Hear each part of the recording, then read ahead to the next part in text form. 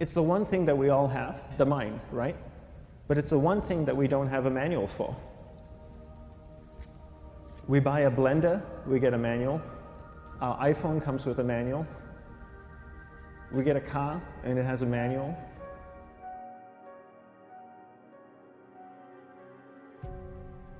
Nobody teaches you how to use the mind. There's no manual for the mind.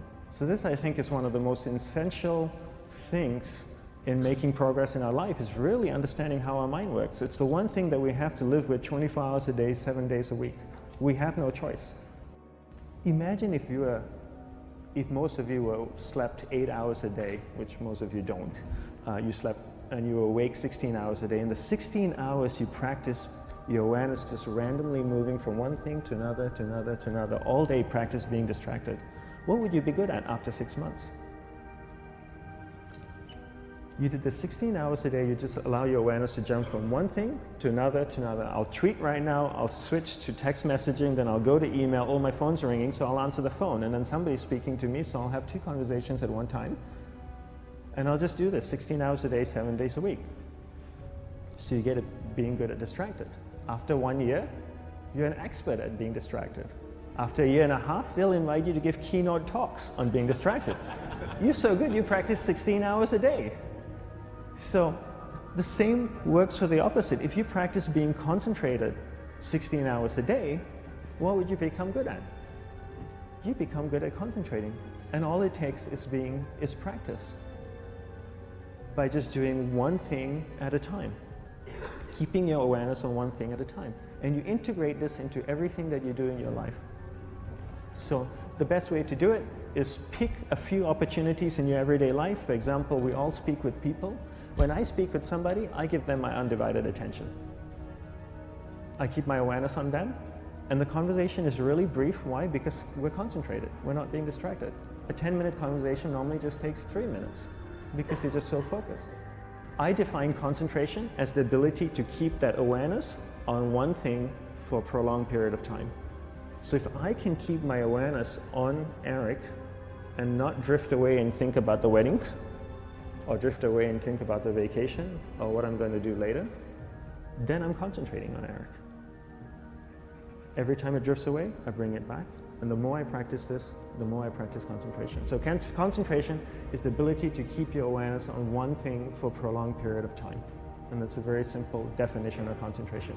How do you get better at concentration? You practice this. You practice this 24 hours a day, 7 days a week. And it's the only way to get good at it. And what's the best way to practice it? The best way to practice it is to integrate it into everything that you do in your life. Not to meditate 10 minutes in the morning. It doesn't work. You really need to look at your life the same way a sprinter in the Olympics looks at his life.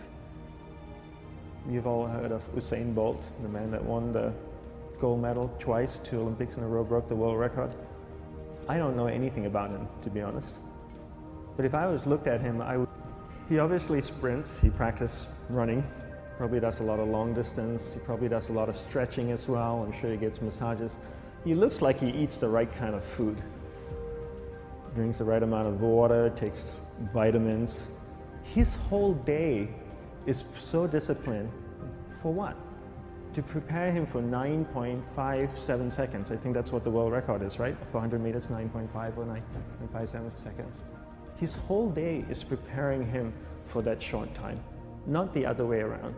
A lot of people say, you know what, I need to be more concentrated. So you know what, I'm going to meditate in the morning, I'll sit down for 2 minutes. Okay, now I'm Zen master. And the remaining 23 hours and 58 minutes, they just go about being ordinary and crazy. How does that work? How would you change? It's not balanced at all. So if for 23 hours and 58 minutes you were not being concentrated, you allowed your awareness to jump from one thing in your mind to another thing, to another thing, to another thing, to another thing, in an uncontrolled way, what would you be good at? And out of a prolonged concentration comes the wonderful power of observation. You just become more observant, and when you become more observant, you see solutions quicker and you solve things quicker. And it's a wonderful, powerful feeling when somebody is concentrated on you and not being distracted. So the best way is to integrate it into your everyday life. You're speaking with your spouse, give her or give him your undivided attention. So develop your awareness, integrate it into everything that you do in your life. And that's the best way you become good at. The next thing we need to develop is develop your will. Will is really important. Will is almost like a muscle in your mind, and you use that to pull and control your awareness and take it from one area of the mind to another. And the will needs to be developed, and same like concentration, if you don't cultivate the will, it doesn't grow. And this is something that really needs to be cultivated. How do you develop the will? There are 3 very simple ways to develop the will. 1 is you finish what you begin. 2 is you finish it well beyond your expectation, no matter how long it takes. 3 is you do a little bit more than you think you can do.